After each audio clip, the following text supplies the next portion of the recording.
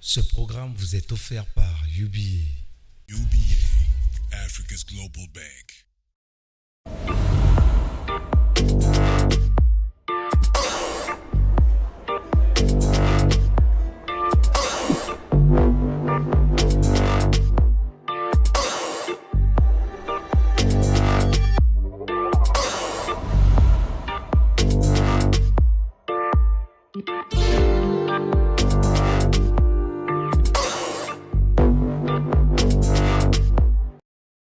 Bienvenue à tous.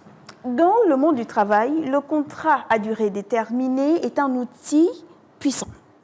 Nous avons compris dans le précédent numéro d'Écho de l'Écho que souvent perçu comme une solution temporaire, il répond aux besoins spécifiques des entreprises, c'est-à-dire remplacement, projet ponctuel ou pic d'activité. Mais derrière cette flexibilité se cache une autre réalité, celle des travailleurs qui jonglent avec l'instabilité. Pourquoi offrir un contrat stable quand on peut renouveler des CDD à l'infini au risque de contourner l'esprit de la loi? Ces pratiques fragilisent le tissu social et freinent l'accès à une véritable sécurité pour les salariés. Avec Nicolas Soulet, nous aborderons dans cette deuxième partie de ce sujet sur l'utilisation abusive du CDD les pistes de solutions qui pourraient mieux encadrer les choses. Je rappelle qu'il est expert consultant dans le monde du travail. Il intervient dans le conseil auprès des entreprises du secteur privé, sociétés de services, minières ou encore pétrolières. Mais avant cela, allons-y rapidement retrouver notre ami Lavoie. Lavoie, bonsoir, s'il vous plaît. Lavoie, rappelez-nous ce que c'est un CDD.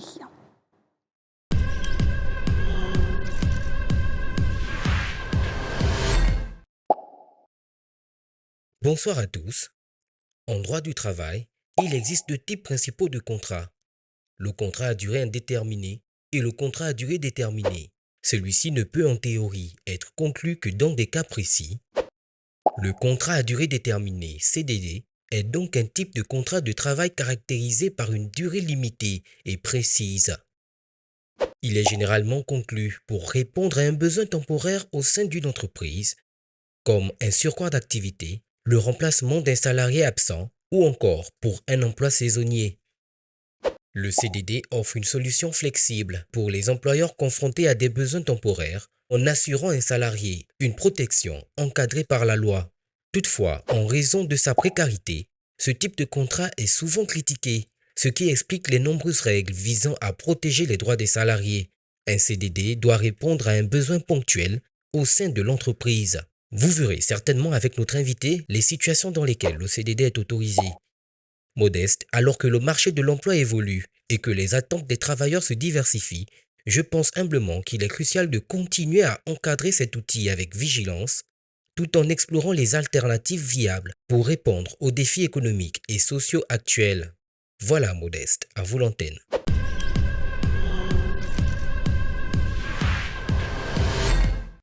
Merci à vous, notre cher ami Lavoie. Alors, quid de l'utilisation du contrat de travail à durée déterminée de façon abusive? C'est la thématique de notre entretien.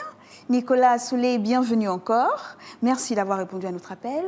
On doit refermer cette thématique et on va la refermer dans cette deuxième partie où on va revenir sur l'impact économique et social de l'utilisation abusive du CDD. On va proposer des solutions également et puis répondre à quelques questions des internautes. Mais déjà nous dire ou nous rappeler à quel moment l'utilisation d'un CDD devient-elle abusive? Alors, l'utilisation d'un CDD devient abusive quand on ne respecte pas le code tel qu'il est écrit et qu'on fait de l'interprétation pour abuser. Et parfois, ça vient de l'employeur et parfois, ça vient de la société de mise à disposition, du prestataire de service. Et puis, on va comme ça, d'année en année.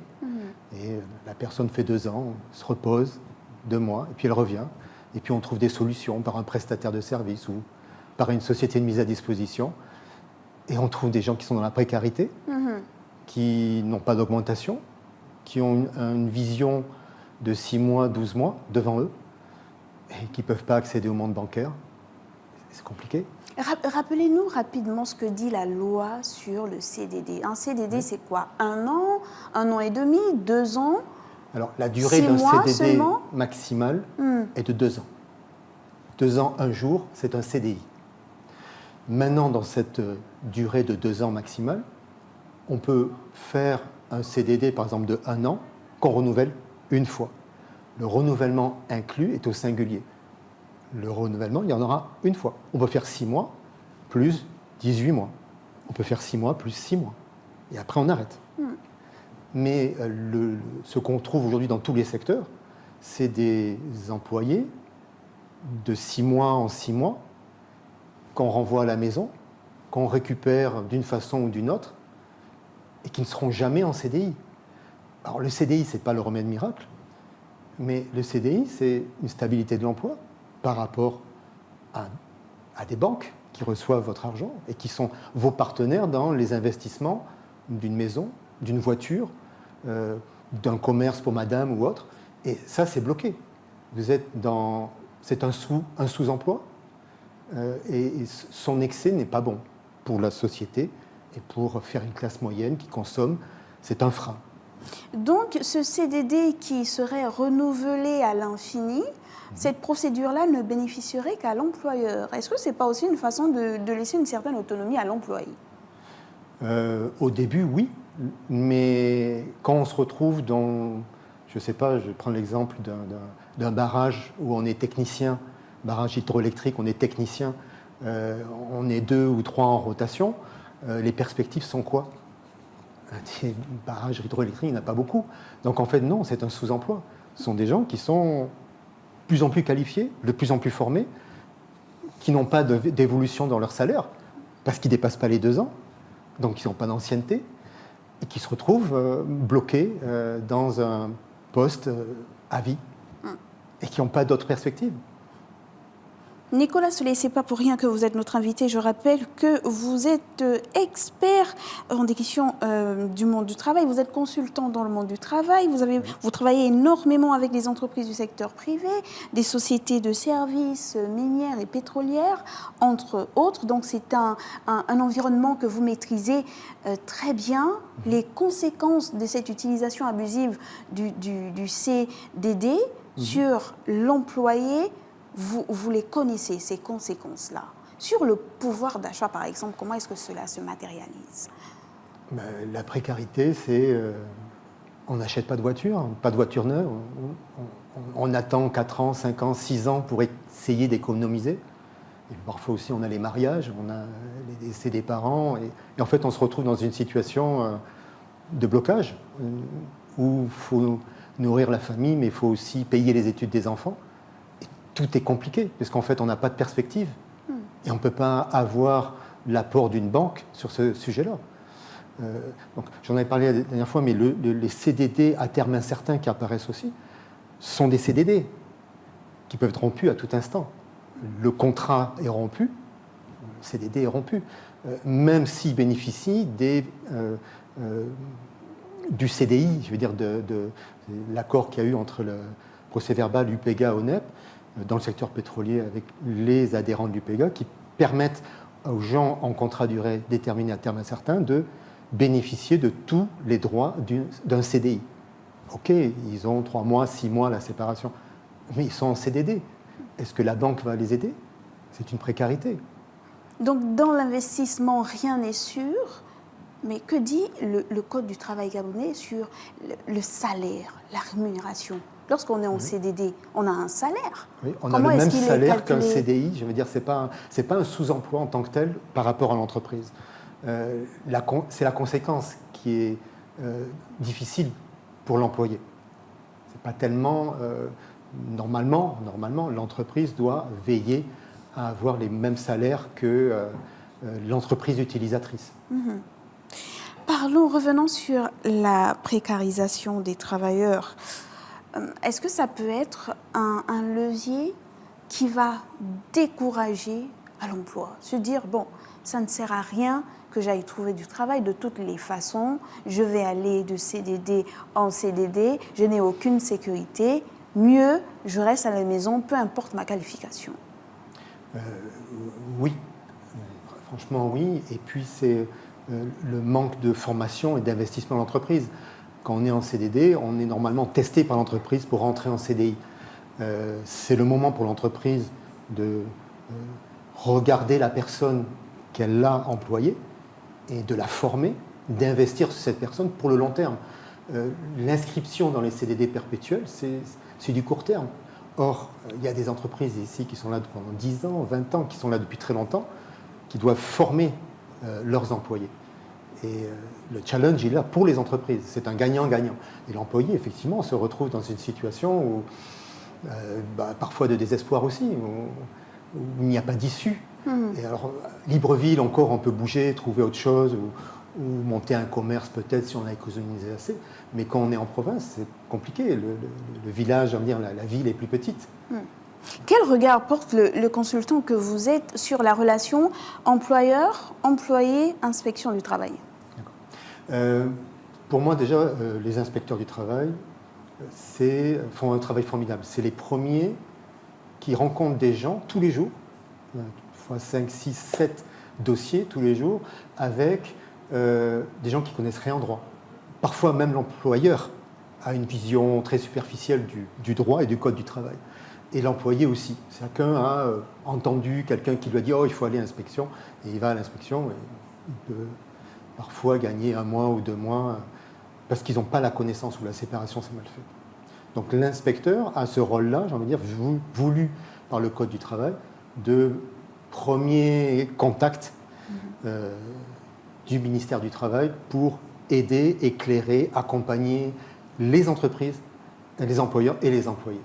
Ce n'est pas une tâche facile. Il y a des masses financières, il y a beaucoup de choses qui se passent. Il y a parfois des enjeux qui sont des enjeux de sectoriels.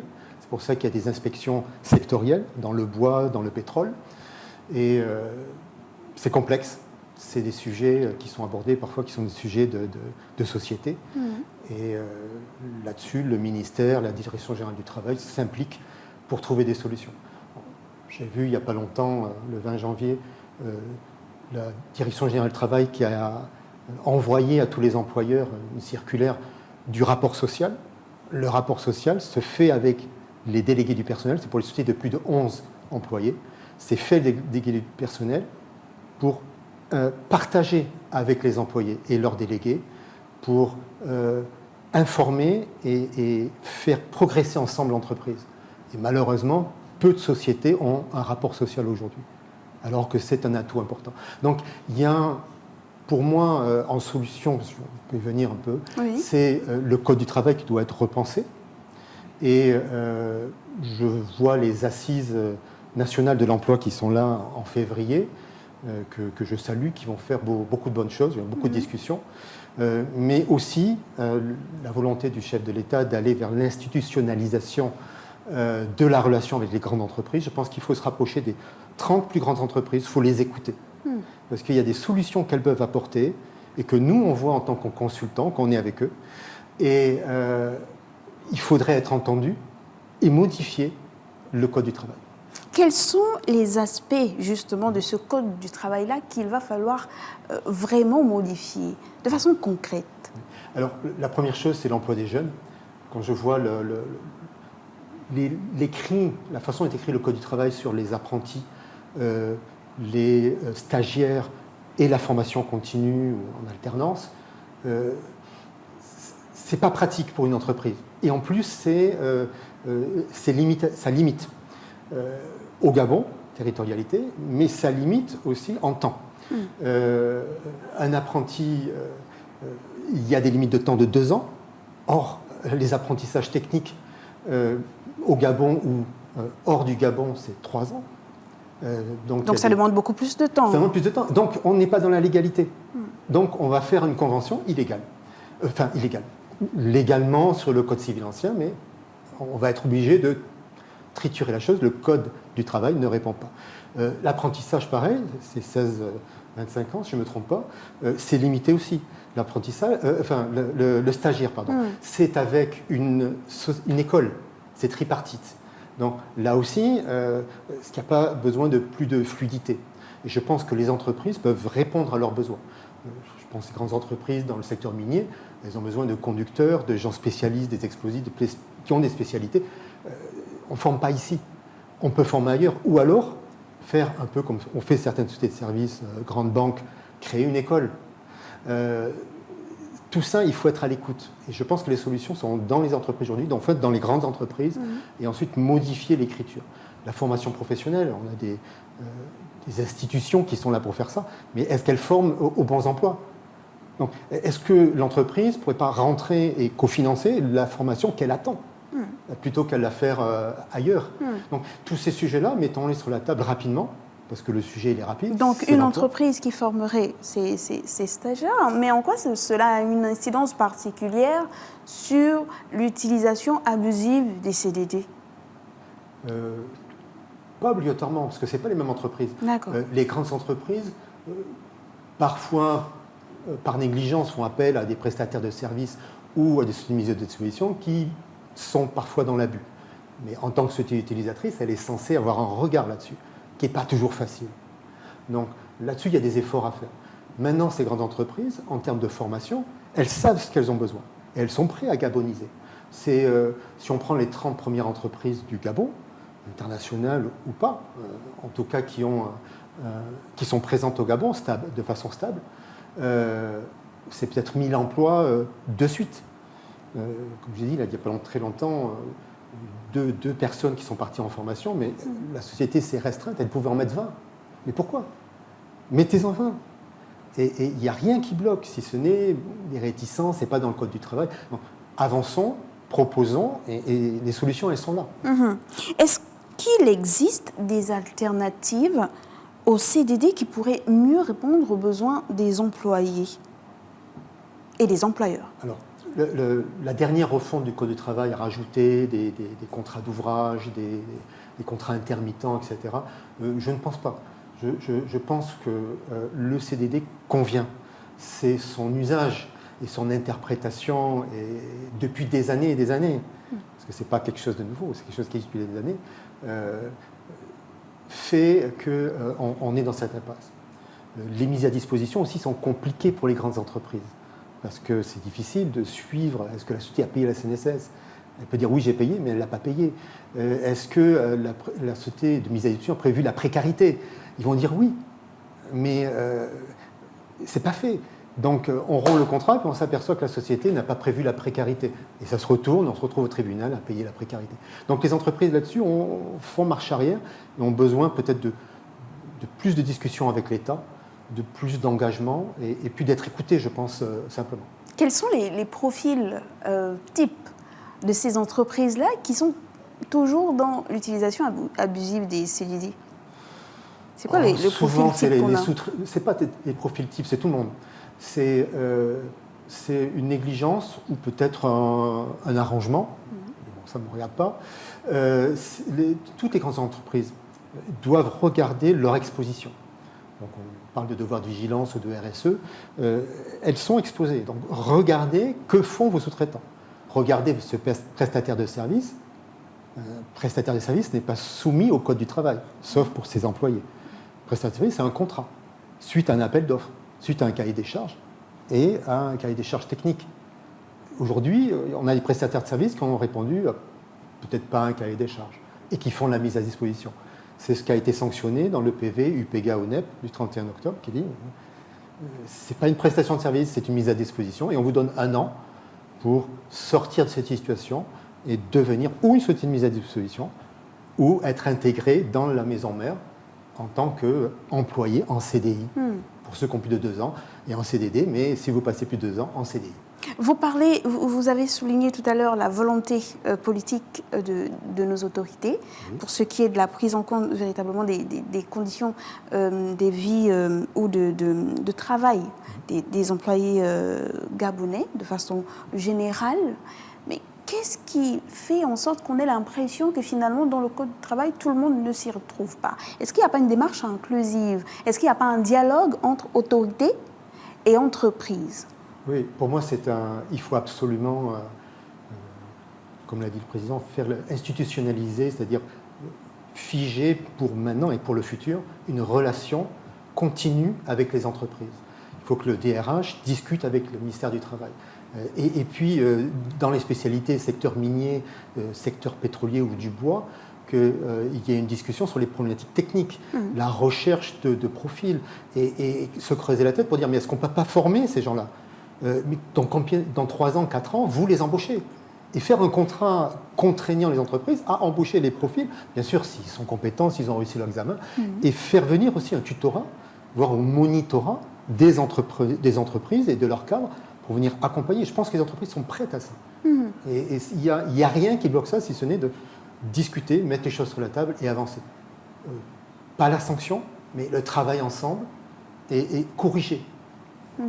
Et corriger, on pourrait s'inspirer de quel exemple à l'étranger, de ce qui marche, entre autres? J'aime pas trop ça. Je pense que chaque pays a sa spécificité. Très bien, il faut contextualiser à chaque fois. Voilà. Chaque pays en Afrique est spécifique.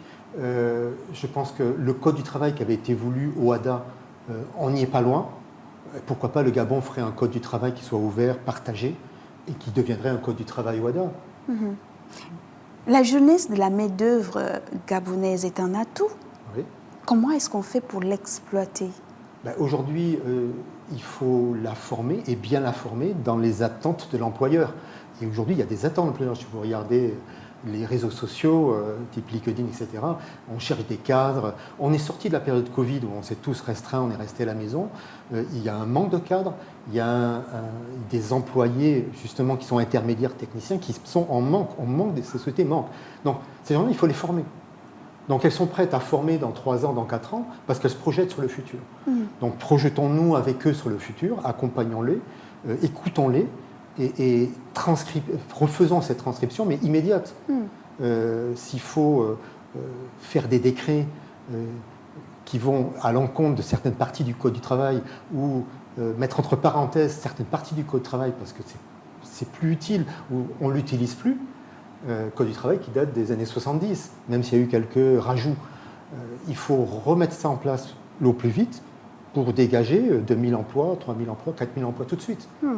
Cadre technicien tout de suite. C'est ces acteurs-là qui tirent l'économie aussi par leur consommation. Instaurer, institutionnaliser le dialogue et regarder, inclure les entreprises dans la prise de décision pour ce qui est du monde du travail. Mais à côté, il y a une contrepartie. Les entreprises elles-mêmes ont des challenges aussi à relever pour ce qui est de la protection des employés. Quelques-uns de ces challenges-là. Alors, je pense que leur challenge, d'abord, il est économique, et parfois il est trop économique. C'est-à-dire que la ressource humaine, parfois c'est celle qu'on se débarrasse rapidement, et je pense que ce n'est pas le bon créneau. Le CDI, parfois c'est juste administratif, et le reste c'est ça vient, ça part.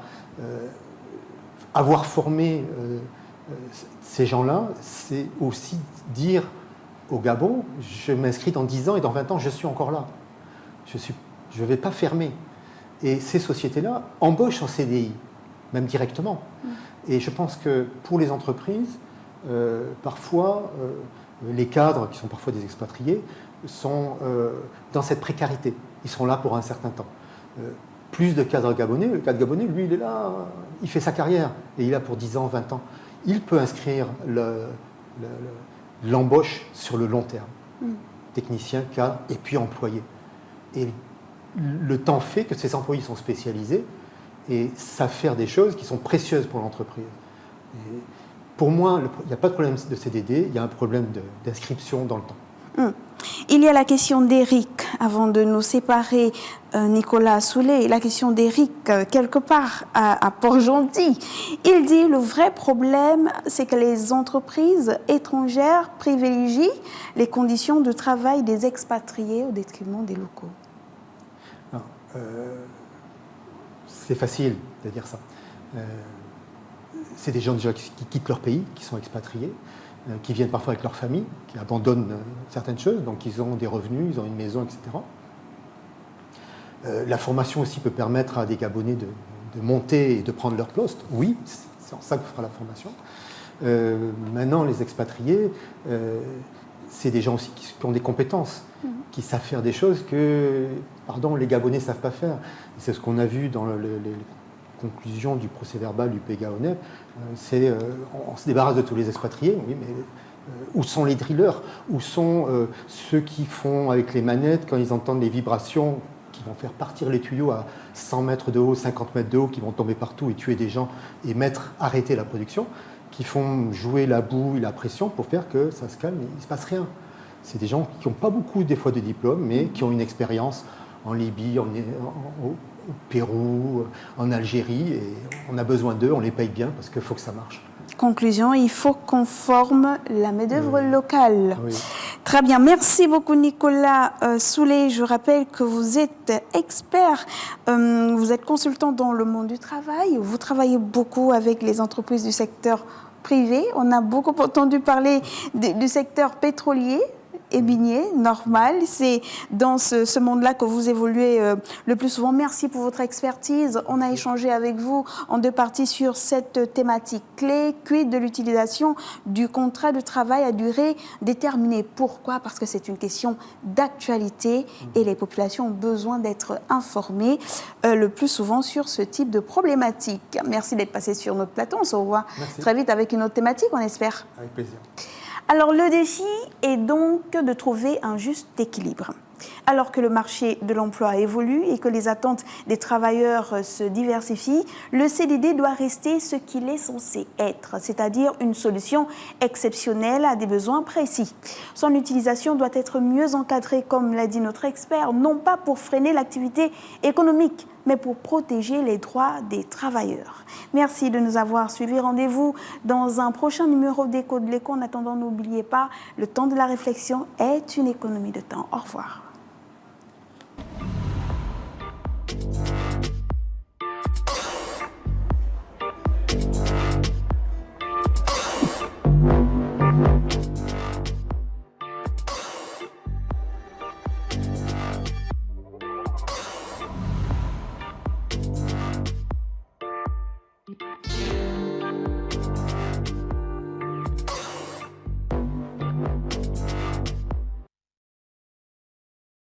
Ce programme vous est offert par UBA.